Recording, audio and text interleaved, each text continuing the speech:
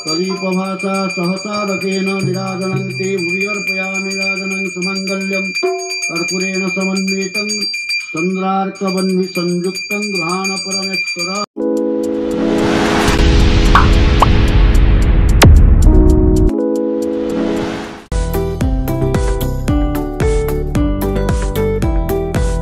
जगतसिंहपुर जिलार चेड़ीतोर तीर्तोल बालीजात्रा देखा मिली आध्यात्मिक परिवेश।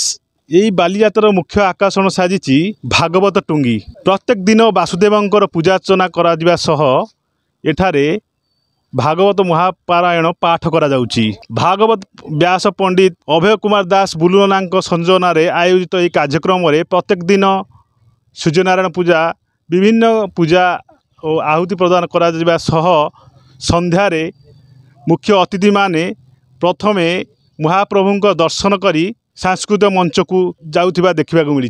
प्रत्येक दिन साहित्यिक हेतु कि मुख्य अतिथि हेतु कि राजनेता कि बालीजात्रा को आसुथिबा दर्शक माने प्रथमे भागवत महाप्रभुंकर दर्शन करी ए भागवत टुंगी रे आसी पहुँची कृपा लाभ करी बुलिबा देखा मिलुची। आसंतु आम सहित अछंती व्यास पंडित अभय कुमार दास बुलना।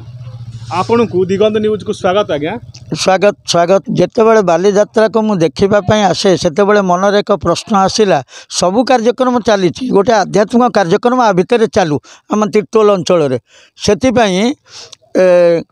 से मु गोटे चिंता करी तत्कालीन विधायिका थिले डॉक्टर राजश्री मल्लिक महोदया। जितेबले डॉक्टर राजश्री मल्लिक विधायक थे से समय एक कथा उपस्थापन बाबा निकटरे पूज्य पूजक बाबा बलिया निकटरे उपस्थापन कलापर तेबे बाबा बलिया निर्देश आउठी जो विधायक रहती से समय ये भागवत टुंगीर अपूर्व आयोजन करा जाए। ये बालीजात्रा कमिटी आमको अनेक उत्साहप्रद एवं सहयोगर लंबा हाथ बढ़ई था।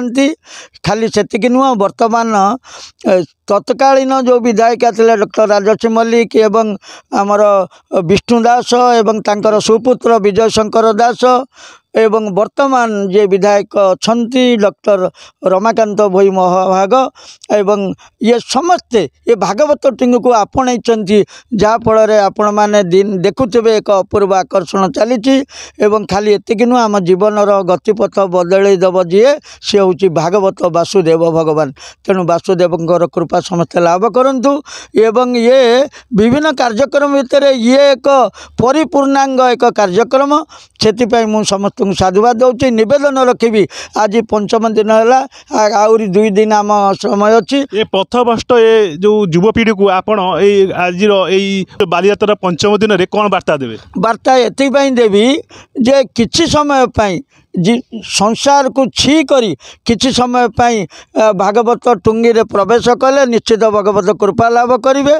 किंतु ये बालीजात्रा रे यही भागवत टुंगी दर्शन करने मु कहूँ चलचंचल मन को स्थिर करने विशृंखलित मन को श्रृंखलित करने ये मुख्य तोरण रे जो भागवत टुंगी अच्छी आपको दर्शन कले आमर यात्रा सफल हम एवं ये कार्यक्रम सफलता प्राप्ति हम। जय जगन्नाथ जय जगन्नाथ जय जगन्नाथ। मो श्री निरंजन दास शंखस्वर आमर गोपालपुर पंचायत आउ तीर्तोल निर्वाचन मंडली आमर यही तीर्तोल चेड़ीतोल बालीजात्रा आज पंचम दिवस श्रीमद बाबा बलिया निर्देश तांकर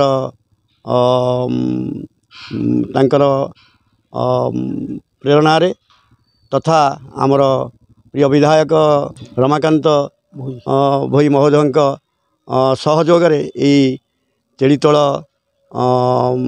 बालीजात्रा आज पंचम दिवस पहुँची सब सुरखुरी चलती। एठी श्रीमद बाबा बलिया प्रेरणा एठी भागवत महापुराण पारायण चली एवं एटा सप्तम दिन शेष हेब।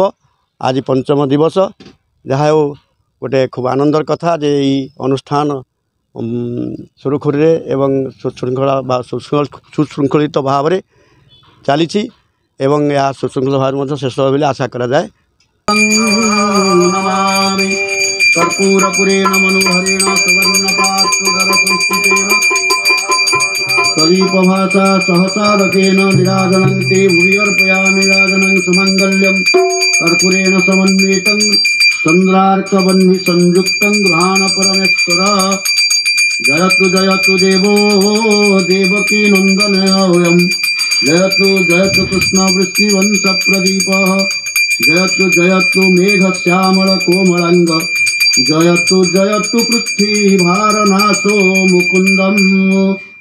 डॉक्टर अरुण कुमार पाणी श्री जगन्नाथ संस्कृति गवेषक आज चेलीतोल बालीजात्रार कमिटी को मु प्रथमे साधुवाद जनईमी जे रामायणी पंडित अभय दास संयोजन कार्यक्रम चेलीतोल बालीजात्रार मुख्य फाटक आरंभ करा जोटी की सारा ओडिशा रे अनेक स्थान रे मध्य बालीजात्रा होउची विश्व प्रसिद्ध कटकर बालीजात्रा मध्य पारादीप कलिंग बालीजात्रा मध्य रही किंतु चलितोल बालीजात्रा जगन्नाथ संस्कृतिर प्रचार प्रसार दिगरे गोटे अन्यतम प्रयास नहीं विगत दिन मानकरू जो समय डॉक्टर राजश्री मल्लिक एठिकार विधायिका थिले तापरे विष्णुदास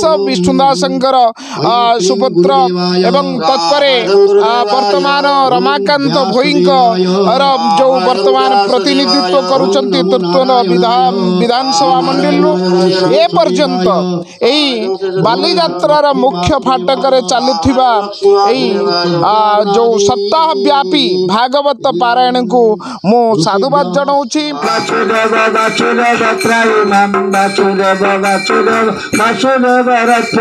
ओम नमो भगवते वासुदेवाय ओम नमो भगवते वासुदेवाय गोविंद गोविंद गोविंद प्रभु गणेश मकरंद।